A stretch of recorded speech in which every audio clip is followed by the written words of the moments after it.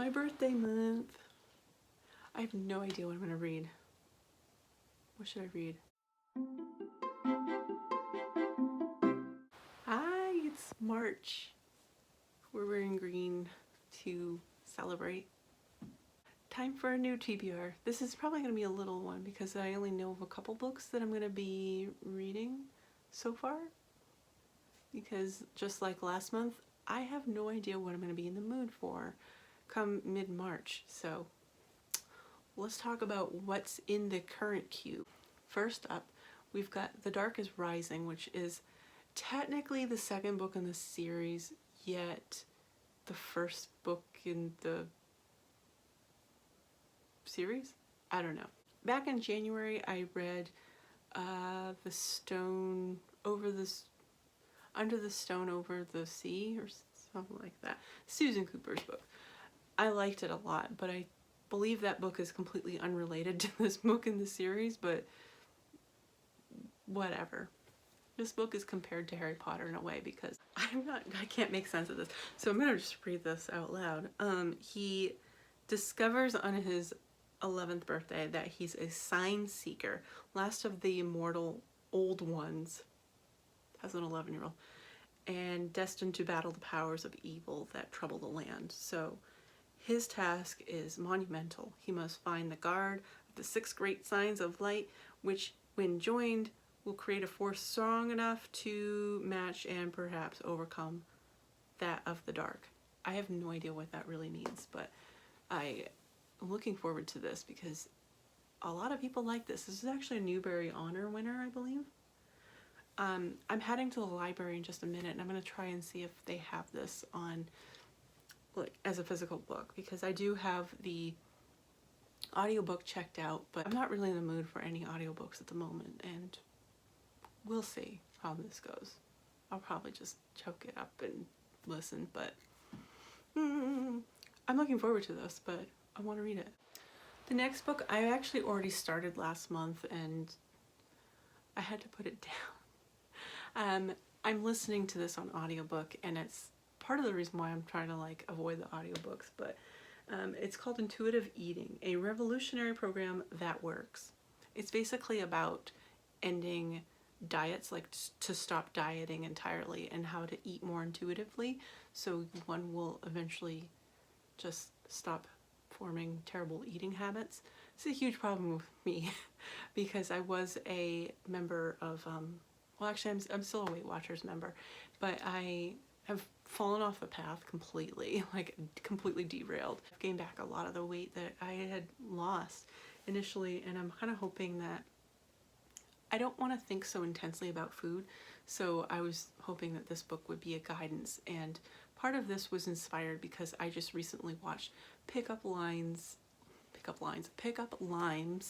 video on, it talks about intuitive eating and our relationships with food. Well, I'm not a vegan, in fact, very much not a vegan.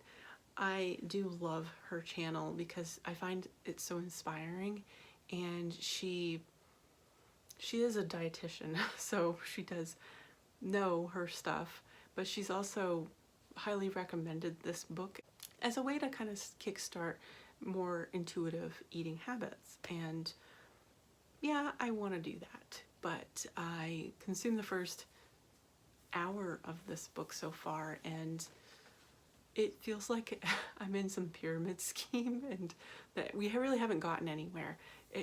Like every few minutes it feels like we're just about to start and get into the steps of this program, but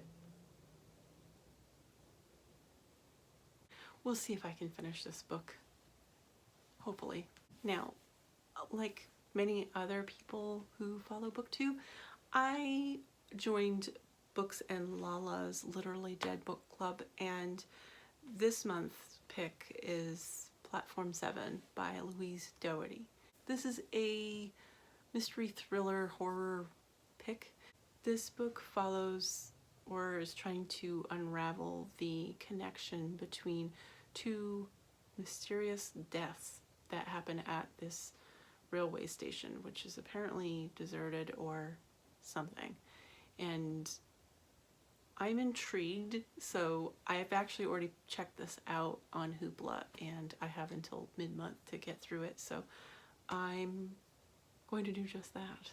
And lastly, I am going to try to get through this one last book because it's been on my shelf for a friggin' year now, and that is My Mother, She Killed Me, My Father, He Ate Me, 40 fairy tale. The reason this is taking me so long is, one, every now and then when I want to read a book in the evening, I want to read a book in the evening.